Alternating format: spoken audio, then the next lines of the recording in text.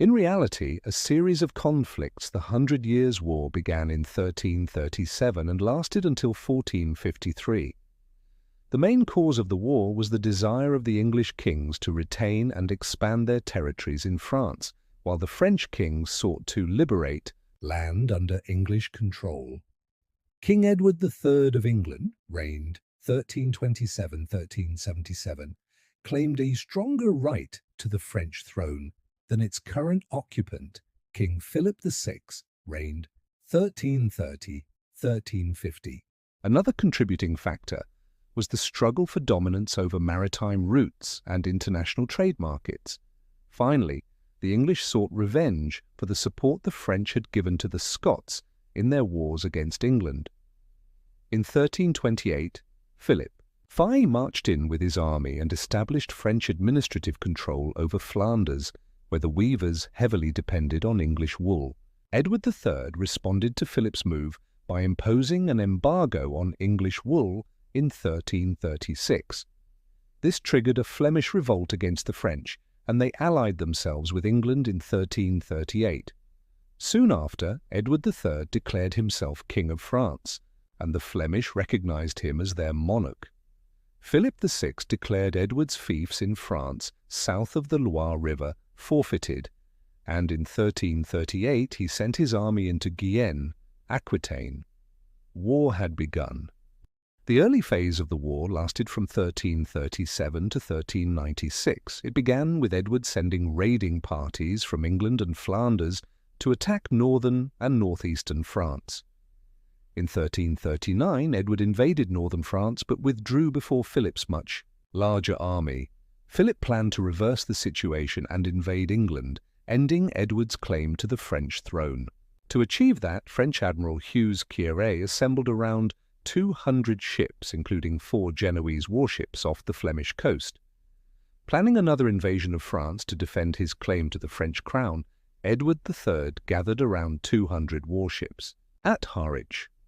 Warned of the French invasion force assembling, Edward planned a preemptive strike. The English fleet departed Harwich on June 22nd, with Edward personally commanding, and reached the Flemish coast the next day. 50 more ships joined, and Edward sent men and horses ashore to scout. Once reconnaissance was complete, he decided to attack the following day. Naval battles at the time resembled land battles and were decided at close quarters, often through boarding. Ships were essentially floating fortresses with temporary wooden structures called castles added to the bow, origin of the term forecastle, and to the stern of converted merchant ships to provide height advantages for archers or to hurl missiles down onto enemy crews. It has been claimed, but not proven, that some ships in the battle carried crude cannons and catapults. The battle took place off the coast of Sluys, Ecclus, in Flanders. Quieret divided his 200 ships into 3 divisions. He ordered the ships of each division to be chained together, each equipped with a small boat full of stones hoisted up the mast so those at the top could hurl projectiles onto the English decks. The French were primarily armed with swords and spears, but wore little armor. Quieret also had some crossbowmen. In effect, he had planned to face the English with 3 large, immobile floating fortresses. Estimates for the number of French involved range from 25,000 to 40,000. Edward had many archers and infantry, the latter well equipped. He placed the largest of his 250 ships in the vanguard, and between every 2 ships full of archers, he placed 1 loaded with infantry. Smaller ships formed a second line also with archers.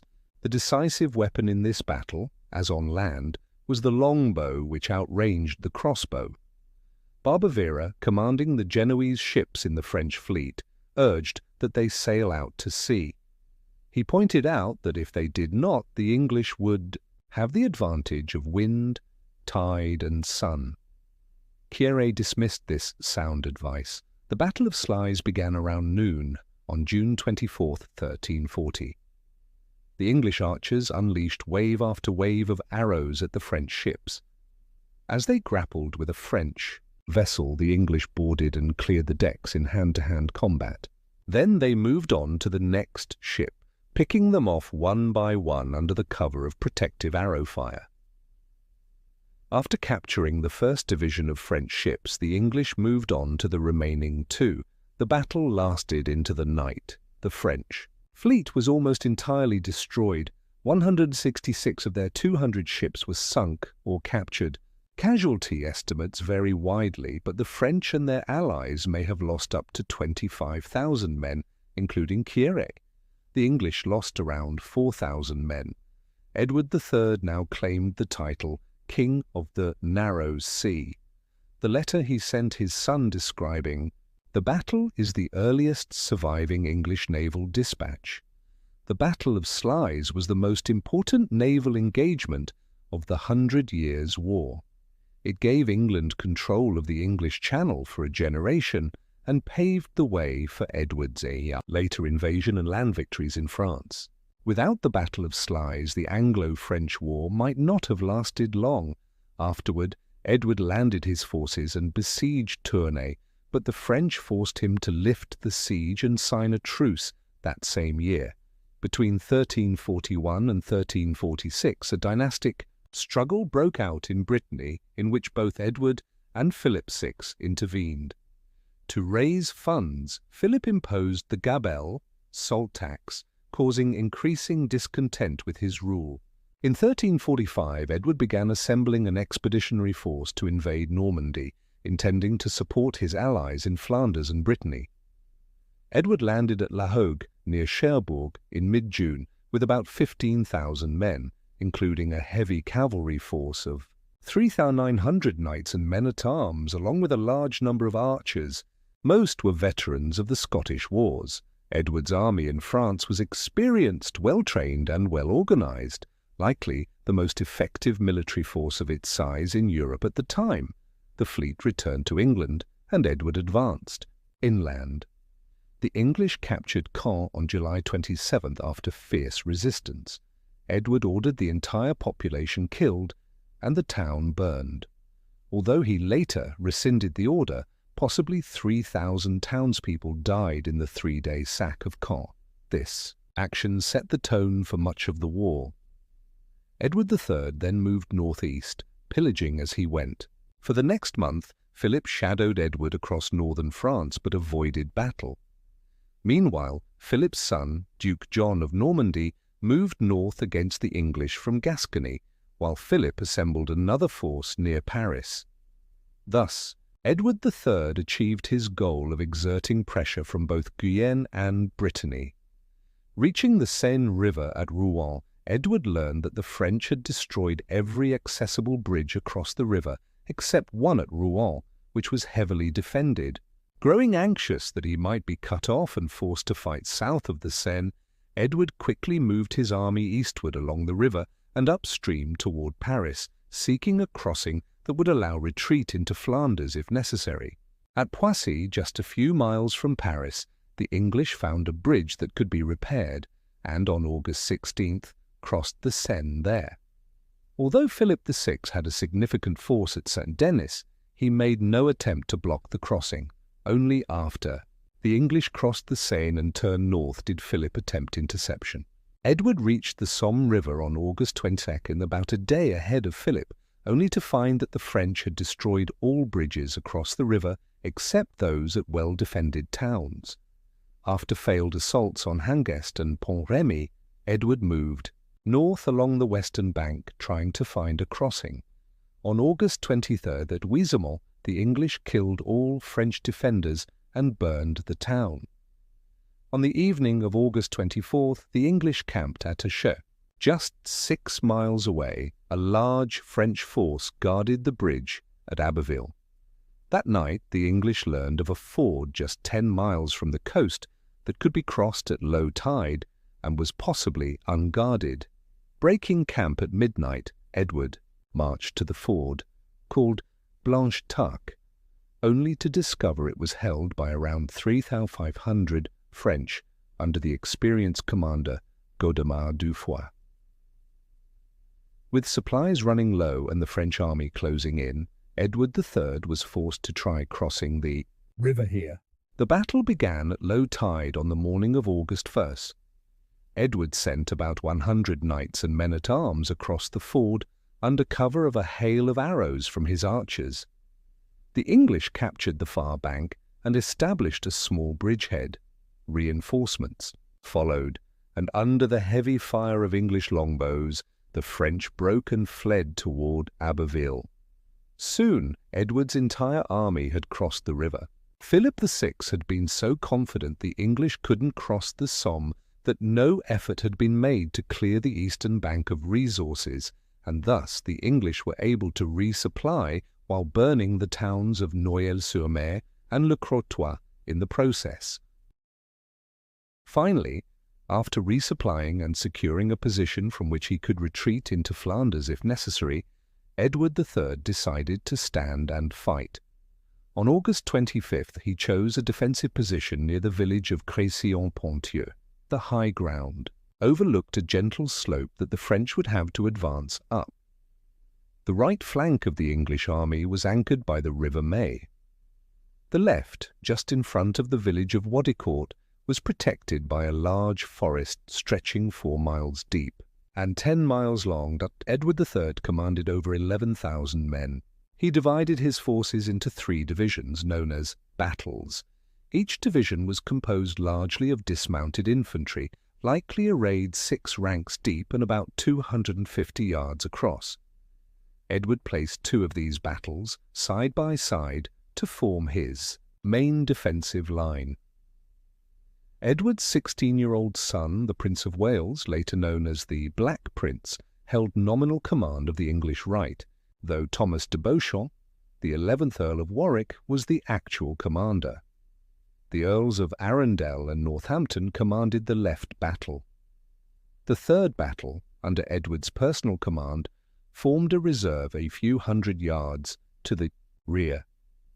Archers filled the gaps between the battles, arranged in V-shaped formations pointing toward the enemy to maximize their firepower. Edward also placed a cavalry detachment behind each battle for counterattacks if needed. His men dug pits on the slope as traps for French cavalry. The king used a windmill located between his position and his son's right flank as an observation post throughout the battle. It is believed that Edward may have had some gunpowder, artillery at Crécy, though this is not certain. The previous year he had ordered 100 ribolds, light guns mounted on carts. If these weapons were used in the battle, this would be the first European land battle to feature gunpowder artillery. In any case, they had no significant impact on the outcome.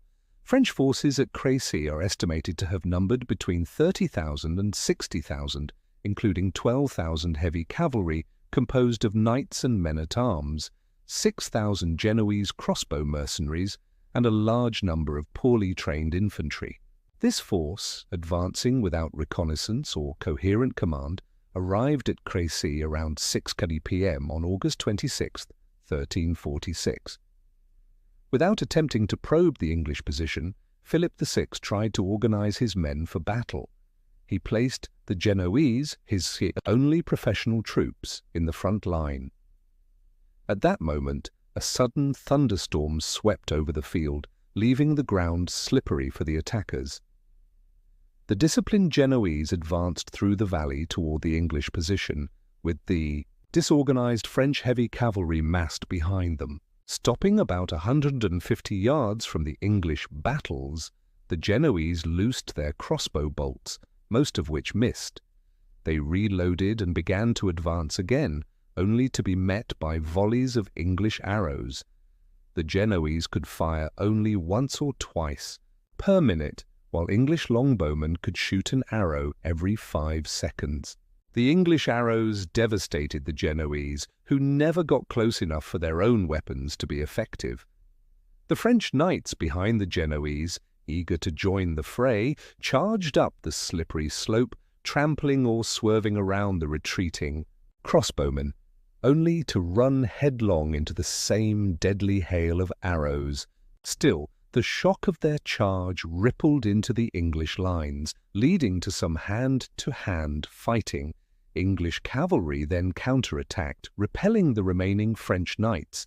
The French regrouped and launched repeated charges. The English claimed 15 or 16 separate attacks throughout the night, each broken again by the relentless arrow fire. The battle was over.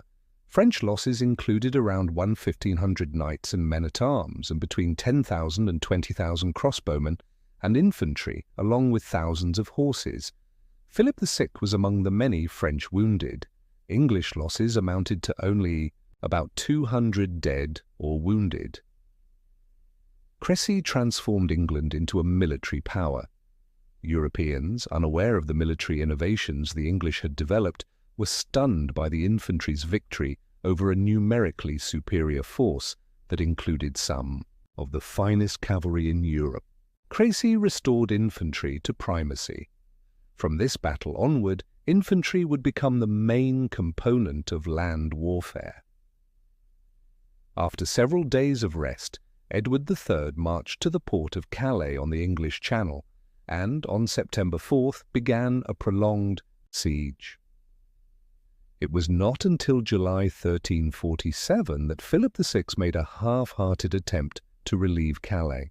The city fell on August 4th. As it turned out, this was the only territorial victory for the English in the campaign, and, in fact, in the entire 100 Years' War. On September 28, 1347, both sides signed a truce that lasted until 1354, influenced by the outbreak of the plague known as the Black Death. With the failure of negotiations for a lasting settlement, hostilities resumed in 1355. The English launched a series of brutal raids. King Edward III crossed the English Channel and attacked northern France. His son, Edward the Black Prince, moved from Bordeaux into Languedoc, and Edward's second son, John of Gaunt, attacked from Brittany into Normandy. The English had no intention of facing the much larger French army in open battle. Their goal was simply to plunder and destroy.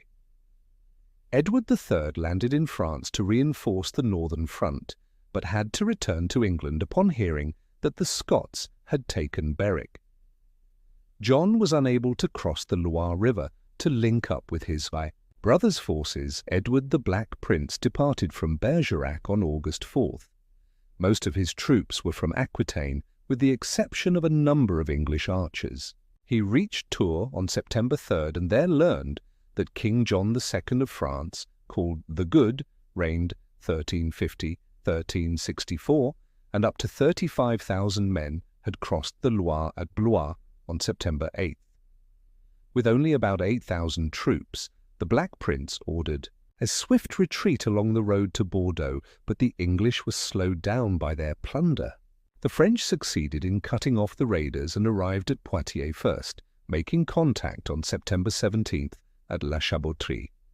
The prince did not want to fight, but he realized that his exhausted soldiers could not go much farther without abandoning their loot. He therefore sought a strong defensive position, moving to the village of Maupertuis, about 7 miles southeast of Poitiers. John II wanted to attack the English on the morning of September 18th, but the papal legate, Cardinal Élie de Talleyrand-Périgord, persuaded him to attempt negotiations. The Black Prince offered to return the towns and castles he had captured. During his raid, along with all his prisoners, promised not to fight the French king for 7 years, and proposed a large ransom payment. But John II demanded the prince and 100 English knights surrender unconditionally.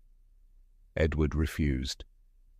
He had chosen an excellent defensive position, and his men used the negotiation time to improve their fortifications. Edward's left flank was protected by a creek and a marsh. Most of his longbowmen were placed on both flanks, and a small cavalry reserve was positioned on his exposed right side. The army of John II vastly outnumbered their opponents. It included 8,000 mounted men-at-arms, 8,000 light cavalry, 4,500 professional infantry, many of them Genoese crossbowmen, and perhaps 15,000 poorly trained militia. Ignoring advice to use his superior numbers to surround and starve the English or to reverse their position, the king decided on a frontal assault. He organized his forces into 4 battles, each with up to 10,000 men. The French soldiers would march a mile to the English lines wearing full armor. The Battle of Poitiers, fought on September 19, 1356, was a repeat of the Battle of Crécy in August 1346. The infantry of the French first battle, those not struck down by English arrows, reached the English defensive lines at a hedge. The next French division, under Dauphin Charles, advanced and engaged in desperate combat, nearly breaking through. Edward committed everything except his final reserve of 400 men, and the line held. The remaining French staggered back. The English were now in a dire situation and had the next French battle, led by the king's brother, the Duc d'Orléans, advanced in time to support their comrades or struck the open English right, the French could have won a decisive victory. Instead, seeing their comrades repelled, they withdrew from the field. This created a brief pause that allowed the defenders to regroup before the final and largest French battle of about 6,000 men, personally led by John II. The French were exhausted after their long march in full armor, but the English were also near their limit. Fearing his men could not withstand another attack, the Black Prince ordered his cavalry, infantry, and archers, now out of arrows, to charge. He also sent 200 cavalry around to strike the French rear. A desperate melee ensued in which John II wielded a great battle-axe. The outcome was still undecided until the English cavalry struck the French rear. The French then broke. The English were too exhausted to pursue. "All the flower of France was slain," wrote chronicler Jean Froissart. The French likely lost 2,500 dead and a similar number captured, including King John II, his 14-year-old son Philip, 2 of his brothers, and numerous French nobles, including 17 counts. The English may have suffered around 1,000 dead and at least as many wounded. After the battle, the Black Prince withdrew to Bordeaux with both plunder and prisoners. A massive fortune was made by ransoming the captured nobles. Meanwhile, France descended into chaos with the collapse of central authority. The next 10 years saw the English raiding the French countryside almost at will, as did roaming bands of brigands known as routiers. Those French who could afford it took shelter in castles and fortified towns. In 1358, the peasants, unable to defend themselves from so many attackers, rose in revolt against the nobility in what became known as the Jacquerie. It was driven by heavy taxation to fund the war against England and the ransom for captured nobles at Poitiers, but also by rage at the routiers plundering the countryside. The Jacquerie was crushed by the nobility, led by Charles the Bad of Navarre. In 1360, the Dauphin Charles signed the Treaty of Bretigny, ransoming John II for 3 million gold crowns. While Edward III renounced all claims to the French throne, he retained Guyenne with full sovereignty, as well as Limousin, Poitou, Angoumois, Saintonge, Rouergue, Ponthieu, and other areas. Edward now held an independent Guyenne, along with Aquitaine, making up a third of France's territory. He established the Black Prince in Bordeaux as Duke of Aquitaine. John II was allowed to return from England, but his 3 sons remained as hostages until the ransom was paid. When one of his sons escaped, the good king voluntarily returned to England to replace him and died there in 1364. Incredibly, the lessons of Poitiers seemed unlearned. "The French remember everything and learn nothing," it was said. Poitiers would be essentially repeated at Agincourt in 1415. Nominal peace lasted from 1360 to 1368, though skirmishes continued during the Breton succession crisis. In 1364, the English drove off French forces attempting to relieve Auray and took the town. Charles the Bad, ruler of Navarre, exploited France's weakness to seize territory in southwestern France. in 1364, Charles V ascended the throne of France. Known in French history as Charles the Wise, he was physically weak but a competent realist. He was perhaps the man who saved France, rescuing it from the military disasters and chaos of his immediate predecessors, Philip VI and John II. With the support of France's first great commander of the 100 Years' War, Constable Bertrand du Guesclin, Charles reformed the French army. These two men created new military units and established France's artillery corps, along with a standing army. They also reorganized the navy and ordered the reconstruction of castles and walls, most notably in Paris. Furthermore, Charles gained control over new financial arrangements created by the Estates General.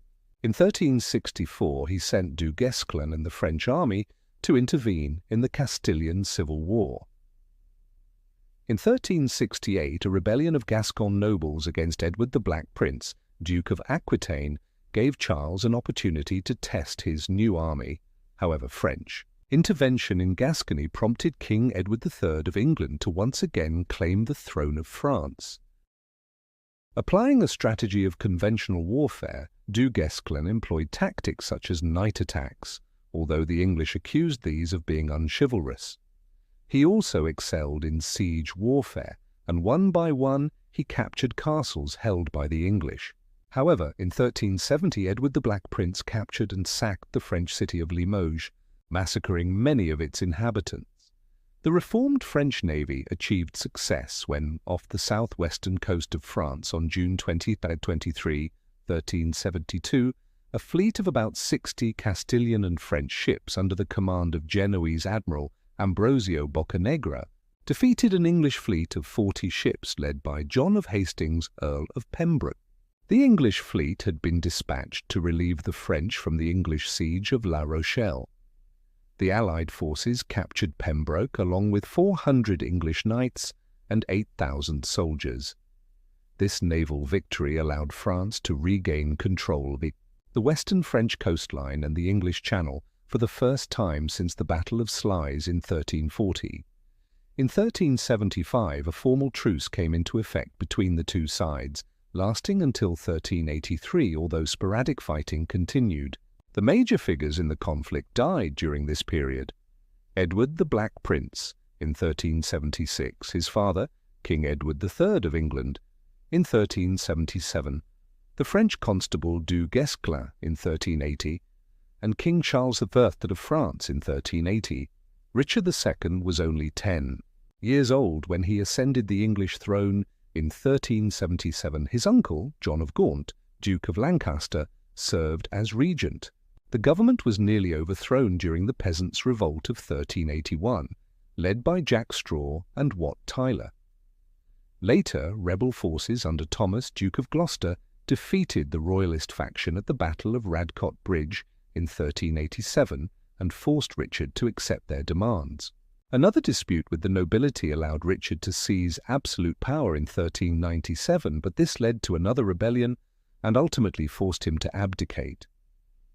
In 1386, the French began preparing for an invasion of England, but the plan was abandoned. After the English naval victory at the Battle of Margate, March 24, 1387, in which the English captured or destroyed around 100 French and Castilian ships, another truce was established from 1389 to 1396, though it was occasionally interrupted by hostilities. In 1396, King Richard II of England and Charles VI of France signed the Truce of Paris. Intended to last 30 years, it allowed England to retain only Calais and Gascony in southwestern France between Bordeaux and Bayonne. However, the truce only lasted until 1415 and in any case was marked by intermittent warfare. Furthermore, in 1402, French forces assisted a Scottish invasion of England. The English also faced a Welsh rebellion from 1402 to 1409, led by the Prince of Wales, Owen Glendower, who waged a highly effective guerrilla campaign against English rule. In 1403, King Henry IV of England also faced a northern baronial revolt led by Henry Hotspur Percy, who marched approximately 4,000 men deep into central England in an attempt to unite with Glendower.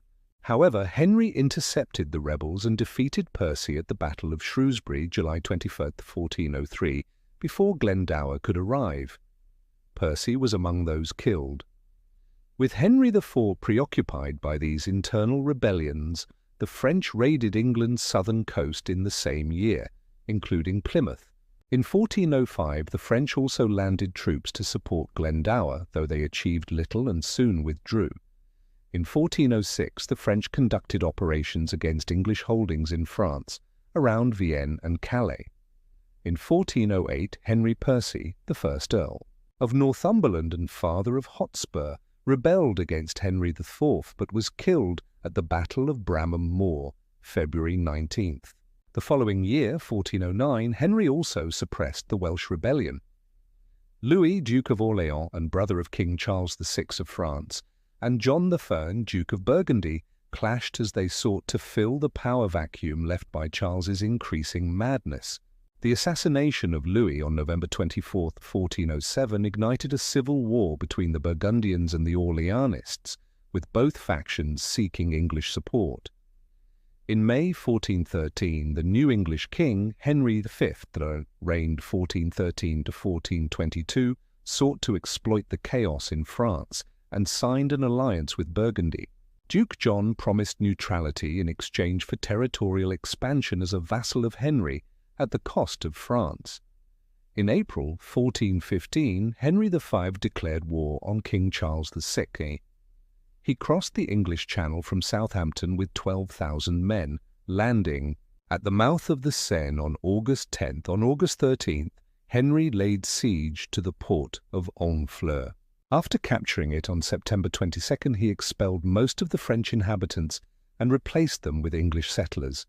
Only the poorest French residents were allowed to remain, and they had to swear allegiance. However, the siege, disease, and garrisoning duties had reduced Henry's army to only around 6,000 men. For some reason, Henry V chose to march overland from Honfleur to Calais. Travelling without baggage or artillery, his army set out on October 6th, covering up to 18 miles a day in difficult conditions due to heavy rain. The English were blocked at one ford after another by the French, so Henry moved eastward up the Somme, searching for a crossing. Rising waters and French resistance delayed him until he reached Atiès, 10 miles west of Péronne, where he found an unguarded ford. At Rouen, the French had gathered around 30,000 men under Charles d'Albret, the Constable of France. They nearly intercepted the English before they could cross the Somme. The English trail was easy to follow, marked by burning French farmhouses. Henry once remarked that war without fire was like sausages without mustard. D'Albret managed to get ahead of the English and set up a blocking position on the main road to Calais near Agincourt Castle, where Henry's army encountered them on October 24th.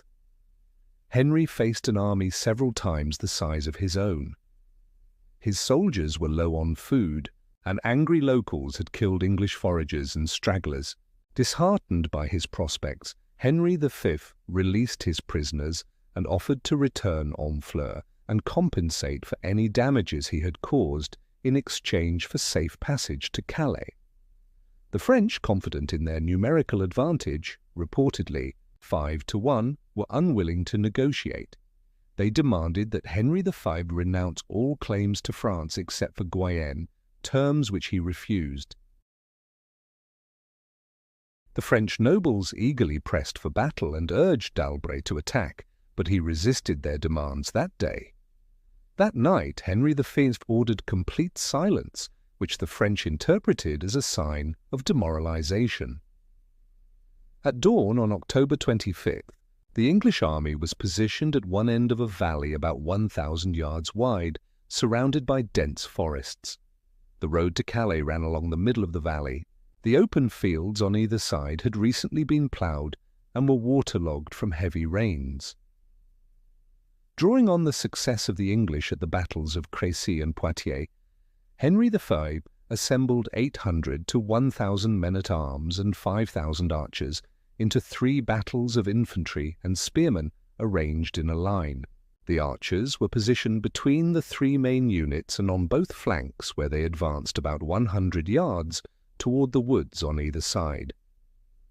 About a mile away, D'Albret also deployed his forces in 3 groups, but due to the size of the French army and the narrowness of the valley, they had to line up one behind the other. The first line consisted of dismounted men-at-arms and some crossbowmen, with about 500 mounted knights on the flanks. The second line was similar but without cavalry, and the third line was made up almost entirely of mounted troops. Late in the morning of October 23rd, with the French forces unable to move, Henry staged a cautious advance of about half a mile and then halted, maintaining his previous formation, with the archers on the flanks now positioned only about 300 yards from the first French line. The archers then drove sharpened stakes into the ground, angled toward the enemy with the tips at horse-chest height to help defend against cavalry charges.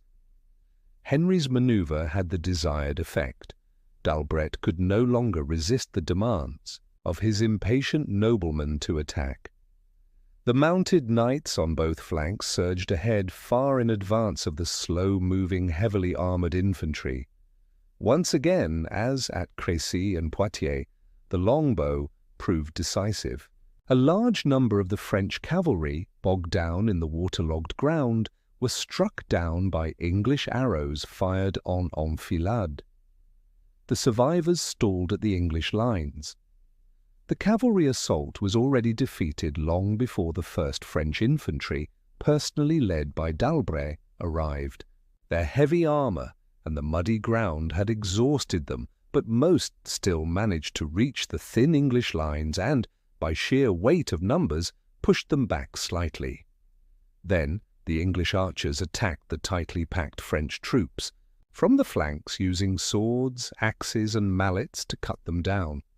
Unencumbered, the English had a clear advantage, easily moving in the mud around their heavier French opponents. Within minutes, nearly all the French in the first line were either killed or captured. The second French line then advanced, but they lacked the confidence and cohesion of the first. Despite suffering heavy losses, many were able to regroup for a renewed attack along with the third battle of mounted knights. At this point, Henry V, that the French had attacked his baggage train, and, fearing he lacked the strength to repel assaults from both front and rear, he ordered the mass execution of French prisoners. However, the rear attack was only a small raid launched from Agincourt Castle by a few men-at-arms and possibly 600 French peasants. The English easily repelled the final French assault without being driven back. Henry then led hundreds of horsemen in a charge that shattered the remaining French forces. Afterward, the English archers surged forward, killing thousands of French soldiers lying on the battlefield by stabbing through gaps in their armor or beating them to death. Within less than 4 hours, the English army had defeated a force significantly larger than their own. The French suffered at least 5,000 dead and another 1,500 taken prisoner. D'Albret was among those killed. Henry V reported English losses as 13 men-at-arms and 100 infantrymen, but this figure is certainly too low. The English likely lost around 300 men. Afterward, Henry V marched to Calais, taking prisoners who could later be ransomed, and by mid-November he returned to England. The loss of so many prominent French nobles at the Battle of Agincourt greatly increased the influence of John, Duke of Burgundy, to the point where he could effectively direct French royal policy. Henry V spent the year 1416 preparing forces and establishing a powerful fleet, repelling the Genoese attempt to control the English Channel. He also secured the neutrality of the Holy Roman Emperor Sigismund, who had previously been allied with France. Returning to France in 1417, Henry launched 3 campaigns in Normandy between 1417 and 1419. He successfully besieged Rouen from September 1418 to January 1419 and brought the whole of Normandy under English control except for the coastal region around Mont Saint-Michel. Meanwhile, John, Duke of Burgundy, was also active. On May 29, 1418, his forces captured Paris. Establishing himself there as the protector of the mentally ill, King Charles VI of France, John ordered the massacre of nearly all opposing court leaders, though the Dauphin Charles managed to escape southward. With the Duke of Burgundy controlling Paris and the English occupying northern France, the Dauphin sought to reconcile with John. In July 1419 they met on the bridge at Pouilly near Melun. On the pretext that more discussion was needed to ensure peace, Charles proposed another meeting on the bridge at Montereau. On September 10th, John arrived with his entourage for what he believed to be negotiations, only to be killed by the Dauphin's companions. As a result, Philip the Good, the new Duke of Burgundy, and Isabeau of Bavaria, Queen of France, allied themselves with the English against the Dauphin and his supporters, the Orleanist and Armagnac factions. Henry VI advanced toward Paris, forcing King Charles VI to sign the Treaty of Troyes on May 21, 1420. Under the treaty, Charles agreed to marry his daughter Catherine to Henry and disinherited his own son Charles, acknowledging Henry as his lawful heir.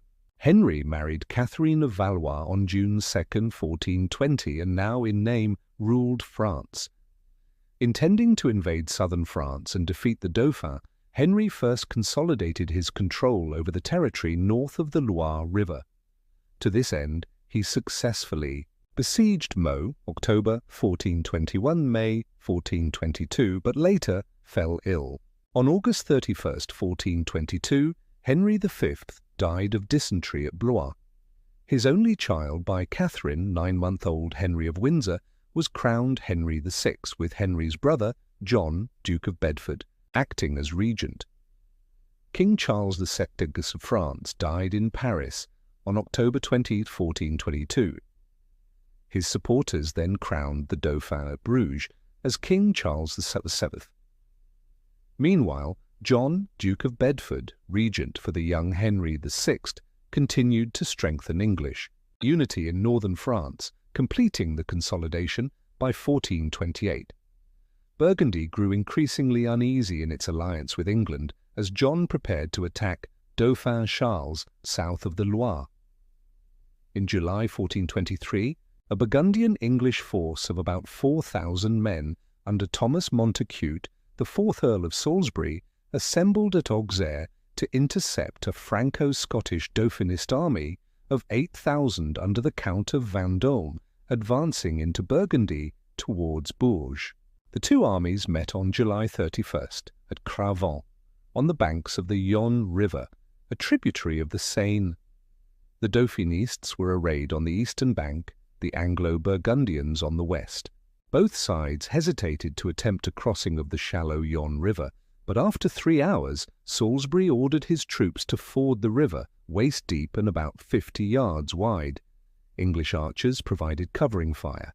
A second English force under Lord Willoughby de Eresby crossed a narrow bridge and broke through the Scottish lines, splitting the Dauphinist army. The French forces then collapsed, although the Scots refused to flee and were slaughtered in large numbers. Reportedly, the Franco-Scottish army suffered 6,000 dead and many prisoners, including Vendôme. This battle marked the high point of English military success in the 100 Years' War. At this point, the English and Burgundians anticipated conquering the rest of France. In April 1424, John Stuart, 2nd Earl of Buchan, arrived at Dauphin Charles's headquarters at Bourges with 6,500 additional Scottish reinforcements. In early August, the Dauphinist army left Tours to join up with French forces under the Duke of Alençon and the Viscounts of Narbonne and Aumale to relieve the besieged castle of Ivry near Le Mans, which was under siege by the Duke of Bedford. However, before the army could arrive, Ivry surrendered. After a war council, the Dauphinist faction decided to attack the English strongholds in southern Normandy, starting with Verneuil, which was captured through a ruse when the Scots, pretending to be Englishmen escorting Scottish prisoners, were allowed into the fortified town. Learning of what had happened, John, Duke of Bedford, hurried with English forces to Verneuil. The Scots persuaded the French to stand and fight, and the battle erupted on August 17th, about a mile north of Verneuil, between 8,000, 10,000 English troops and 12,000, 18,000 French and Scottish forces. The battle unfolded along the lines of Crécy and Agincourt, though this time the French cavalry broke through. However, instead of turning back and exploiting the breakthrough, they continued northward to attack the English baggage train, after which the French infantry was defeated. Bedford had taken the precaution of guarding the baggage train with a strong force of 2,000 archers, and they managed to repel the cavalry. The battle was one of the bloodiest of the 100 Years' War, but the English emerged victorious with around 6,000 French and Scots killed. Alençon was captured. However, the English paid a high price, with 1,600 of their own men killed, far more than at Agincourt. On March 6, 1426, Duke John of Bedford and an English army defeated a French force commanded by the Constable of France, Arthur de Richemont, at Saint-Jacques, near Avranches. The battle forced Jean Vise, Duke of Brittany, and de Richemont's brother, to submit to the English. After consolidating control over northern France, Bedford launched a southward offensive. In September 1428, the Earl of Salisbury advanced from Paris with 5,000 men to secure the Loire River at Orléans as the first step in capturing the Dauphin's Armagnac stronghold. Orléans was a major city and one of the most heavily fortified places in France. 3 sides of the city were enclosed by walls and moats, and the southern side was bounded by the Loire River. The city walls were well defended with numerous stone-throwing machines and 71 large cannons, and it had stockpiled ample supplies. Jean Dunois, Count of Longueville, commanded a garrison of about 2,400 soldiers and 3,000 armed citizens. Salisbury and his forces arrived at Orléans on October 12, 1428, and began a siege. With only about 5,000 men, Salisbury could not completely surround Orléans. However, on October 24th, the English captured the fortified bridge across the Loire, though Salisbury was seriously wounded. In December, William de la Pole, Earl of Suffolk, assumed command of the siege operations, with the English building several small forts to secure the bridge and their camps. On February 12, 1429, at the Battle of Rouvray, also called the Battle of the Herrings, an English supply convoy under Sir John Falstaff, carrying a large quantity of salted herrings to the besiegers, was attacked by the Count of Clermont and a much larger French force with a small group of Scots.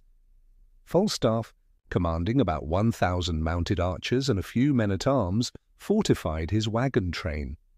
Despite being heavily outnumbered, the English managed to repel repeated attacks and then routed the French, though the French at Orléans conducted numerous raids and managed limited resupply. By early 1429, conditions in the city had become desperate, with the defenders near starvation. Orléans had now become a symbol of French resistance and nationalism. Although the Dauphin Charles considered fleeing abroad, the situation was not as bleak as it seemed. French peasants were increasingly rising up against the English, needing only a leader. That leader appeared in the form of a young, illiterate peasant girl named Jeanne d'Arc. Arriving at the French court at Chinon, she declared to Charles that she had been sent by God to break the siege of Orléans and lead him to be crowned King of France at Reims. After being examined by court and church officials, Charles allowed her, clad in full armor and granted the title of war chef, to command a relief force of up to 4,000 men and a supply convoy to Orléans. The Duke of Alençon nominally held command. News of Jeanne and her divine mission spread widely, and inspired many French.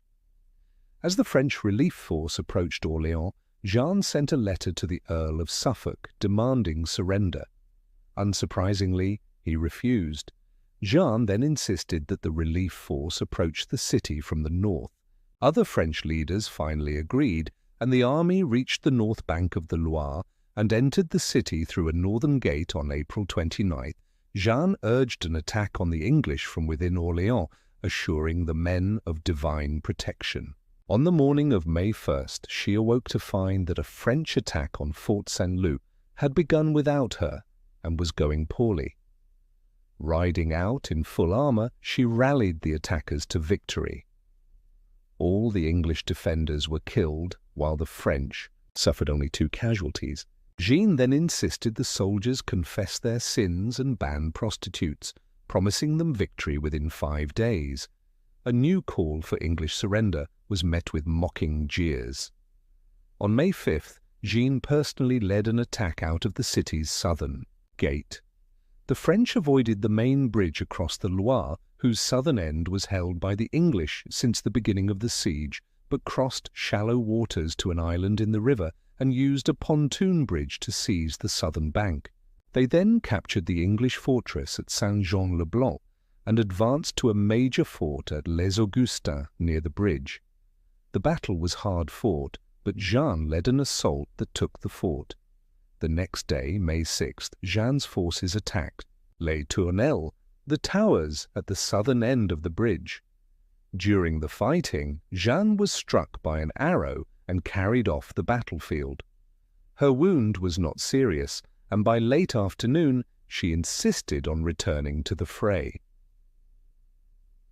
On May 7th, a French knight carried Jeanne's banner to lead an assault on the towers. She tried to stop him, but at the sight of the banner the French soldiers charged. Jeanne herself joined the battle. Using scaling ladders, the French attacked the walls, with Jeanne in the thick of the fight. Between 400–500 English defenders tried to flee across the bridge, but it soon caught fire and collapsed. On May 8th, the remaining English forces abandoned the siege and withdrew. In his official proclamations, Charles took full credit for the victory, but the French people credited Jeanne and flocked to her cause. Though the 100 Years' War would continue for 2 more decades, the lifting of the siege of Orléans marked a turning point in the long conflict. After the failure at Orléans, the English sent an army from Paris under Sir John Falstaff. He joined his forces with the remaining English defending the Loire battles, and they moved to engage the French near the small village of Patay. Falstaff and John Talbot, 1st Earl of Shrewsbury, commanded about 5,000 men. French scouts detected the English at Patay before they could complete defensive preparations. Without waiting for the main force under Jeanne d'Arc to arrive, the French vanguard of about 1,500 cavalry under Étienne de Vignoles, known as La Hire, and Jean Poton, Desaintrailles immediately attacked.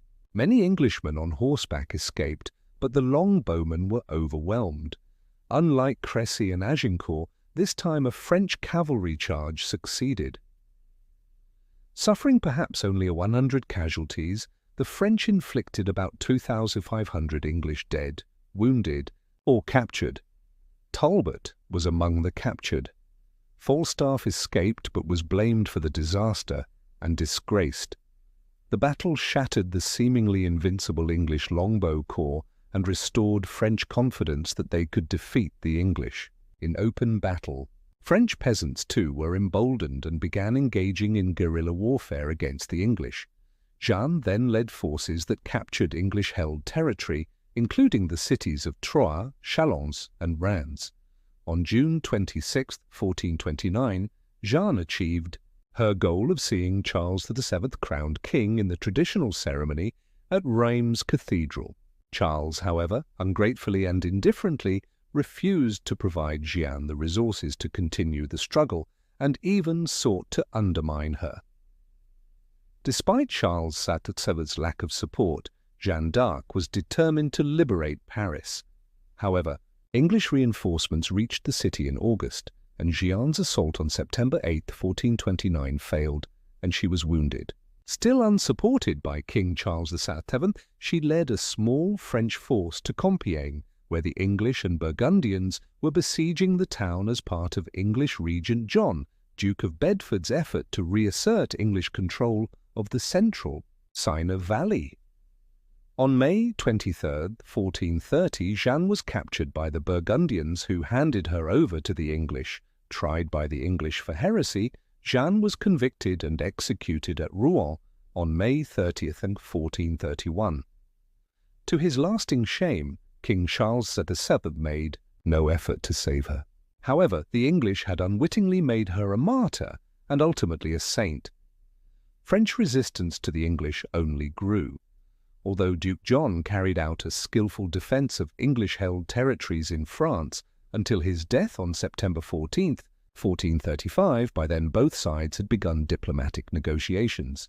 However, the English refused to renounce their claim to the French throne and insisted on a marriage between England's King Henry VI, crowned King Henry II of France, in Paris at 9 years old in 1431, and a daughter of Charles VII.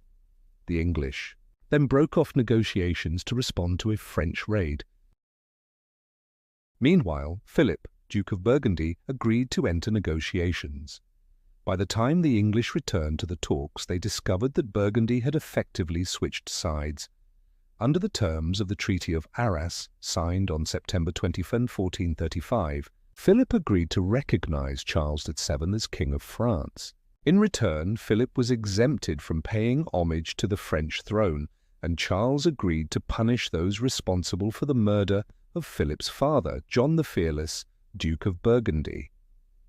The Treaty of Arras thus ended the long-standing conflict between the Burgundians and the Armagnacs and allowed Charles II to consolidate his position as King of France against the claims of Henry VIII. With France allied with Scotland, England now found itself largely isolated and outnumbered. Subsequently, England's position in France steadily eroded. In 1436, French forces besieged Paris. Due to a shortage of food, the citizens of Paris, loyal to Charles VII, allowed the besiegers to enter the city on April 13th. The English then withdrew to the Bastille, where they were starved into submission and were subsequently allowed to retreat. This ended 16 years of English control over the city. A general amnesty was issued afterward. On April 16, 1444, the English signed a 5-year truce at Tours, hoping that the disbandment of large numbers of French soldiers, many of whom would roam the countryside, would lead to chaos and strengthen England's position. However, the otherwise ineffectual Charles VII, following the advice of his chief ministers, instead authorized the creation of a permanent professional army, the first standing army in Europe since Roman times, to maintain order. This created a well-trained force capable of matching the English. With France's resources vastly greater than England's, French victory now became largely a matter of time. Upon the expiration of the Tours truce in 1449, Charles VII prepared his forces to launch a campaign to retake Normandy. The French army was commanded by Jean d'Orléans, Count of Dunois, and benefited from an extremely effective siege artillery train organized by Jean Bureau, the artillery commander, and his brother Gaspard Bureau. Facing the inept English commander, Edmund Beaufort, Duke of Somerset, the French forced Rouen to surrender on October 19, 1449. They then besieged and swiftly captured Harfleur in December 1449, followed by Honfleur and Fresnoy in January 1450.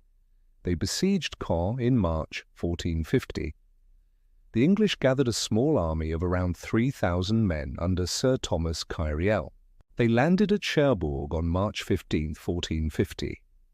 However, instead of heading to relieve Caen, Kyriel diverted his forces to capture Valognes. Though successful, the operation came at a heavy cost in casualties. By the end of March, another 10,500 Men arrived under Sir Matthew Gough, but Kyriel still commanded only about 4,000 men when he moved south. Two French armies were positioned just south of the Cotentin Peninsula, Cherbourg, ready to engage the English. Count de Clermont commanded 3,000 men at Carentan, 30 miles south of Cherbourg, while Constable de Richemont had another 2,000 men further south at Coutances and was hurrying north to join Clermont. On April 14, Kyriel camped near the village of Formigny on the road to Bayeux, about 10 miles west of the city. Clermont was at Carentan, 15 miles west of Bayeux, while Richemont was moving through Saint-Lô, 19 miles southwest of Bayeux, hoping to link up with Clermont and block the English advance on Bayeux. By mid-afternoon on April 15th, Clermont approached the English camp. Forewarned, Kyriel deployed his troops in the traditional English formation that had been effective many times before, about 600 men-at-arms in the centre and nearly 2,900 longbowmen, arrayed on the flanks behind stakes and narrow trenches. Their position was supported by a small branch of the river Aure. Clermont opened the Battle of Formigny with infantry attacks followed by cavalry charges. The English repelled them easily. Clermont then brought up two cannons which harassed the English archers out of longbow range, prompting the English to attack and capture the guns. This inconclusive skirmishing continued for about 3 hours. Enough. Time for Constable de Richemont to arrive with his mostly cavalry force. He struck the English left flank, forcing Kyriel to abandon part of his prepared position. In a series of charges, the French overwhelmed the English and achieved a decisive victory. The English suffered about 2,500 killed or severely wounded, with another 900 captured, including Kyriel himself. The French suffered only about 500 casualties. This battle was one of the first in Western Europe where artillery played a significant role. In the following months, the French secured the remainder of Normandy. Caen fell on July 6th and Cherbourg surrendered on August 12th. In 1451, the French launched the final chapter of the 100 Years' War, when Jean d'Orléans led about 6,000 men in the invasion of Guyenne in southwestern France. Greatly aided by their siege artillery under Jean Bureau, the French captured the regional capital Bordeaux on June 30th and Bayonne on August 20th. However, many of the Aquitanian nobility, who had come to identify more with the English than the French after generations of English rule, continued to resist. Although the French rapidly conquered Guyenne, resistance persisted. Indeed, some nobles and merchants of Bordeaux sent a delegation to London to persuade King Henry VI to dispatch an army. About 3,000 troops were sent, commanded by John Talbot, Earl of Shrewsbury, a veteran of much of the war, now in his 70s. The English landed near the Garonne estuary on October 17, 1452, and the leaders of Bordeaux returned the city to English control. Other towns and cities in Guyenne quickly followed, effectively undoing the French conquest of 1451. The French were caught off guard, expecting the English expeditionary force to land in Normandy. Thus, it was not until the summer of 1453 that Charles VII assembled an invasion force. 3 French armies advanced into Guyenne from different directions, and Charles himself followed with a reserve force. English reinforcements under Talbot's son, Lord Lisle, arrived at Bordeaux, bringing the total English force to about 6,000, supplemented by loyal Gascon forces. By mid-July, the Eastern French army besieged Castillon, west of Bordeaux, on the Dordogne River. Jean de Blois, Count of Périgord and Viscount of Limoges, was the nominal commander, but real command lay with artillery master Jean Bureau, assisted by his brother Gaspard. In operations against Castillon, the French deployed about 300 guns, most of them likely small. Around 6,000 French troops occupied a fortified camp beyond the range of Castillon's artillery, designed defensively by Bureau. Another 1,000 men were stationed in a second camp about a mile to the north. Bureau positioned around 1,000 French archers at the Saint-Laurent Abbey north of Castillon, where a relief force from Bordeaux could reasonably be expected. Talbot departed Bordeaux on the morning of July 16th, with cavalry, infantry, and artillery, totaling at least 6,000 English and Gascon troops. They passed through Saint-Emilion overnight and, by morning, surprised the French archers at the abbey, killing many and scattering the rest. After giving his troops a brief rest, Talbot received reports suggesting the French at Castillon were retreating. Eager to strike the enemy while vulnerable, Talbot ordered an immediate attack without waiting for his infantry to arrive. Crossing the Lidoire River, which joins the Dordogne from the north, Talbot advanced parallel to the Dordogne to assault the French artillery camp from the south. However, the French were prepared, and the English faced a devastating barrage from behind earthworks. Talbot ordered his men to dismount and assault the French fortifications on foot. Only a few made it to the defences. As the English Gascon infantry arrived piecemeal, the French were able to defeat them in detail. Breton cavalry then struck the English flank, cutting off any chance of retreat. The attackers suffered about 4,000 casualties, including prisoners. In effect, the situation at Crécy and Agincourt was reversed, with artillery rather than archers being the decisive factor.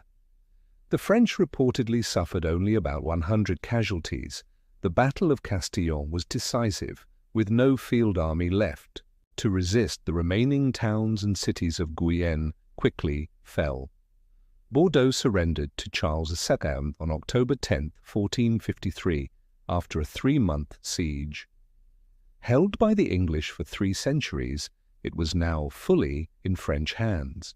The fall of Bordeaux effectively ended the 100 Years' War, although coastal raids continued for the next 4 years. Beginning as a feudal struggle between France and England, the 100 Years' War eventually took on a nationalist character. The war saw rapid military changes, including the establishment of a standing army and the development of new weapons, technologies, and tactics. The prolonged conflict heralded the decline of the armoured knight and the rise of infantry as the dominant military force.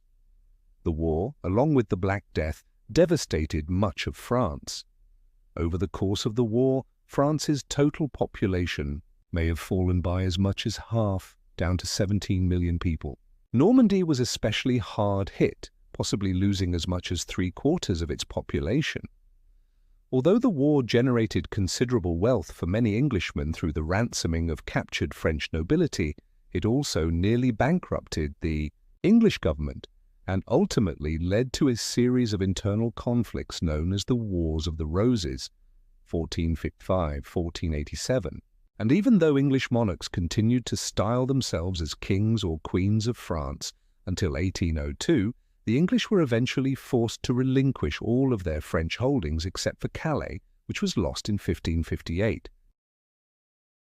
If you enjoyed this deep dive into the dramatic end of the 100 Years' War, hit that subscribe button and ring the bell to never miss a journey through history. Join our community of history lovers for more epic tales of battles, betrayals, and triumphs. Let's keep exploring the past together.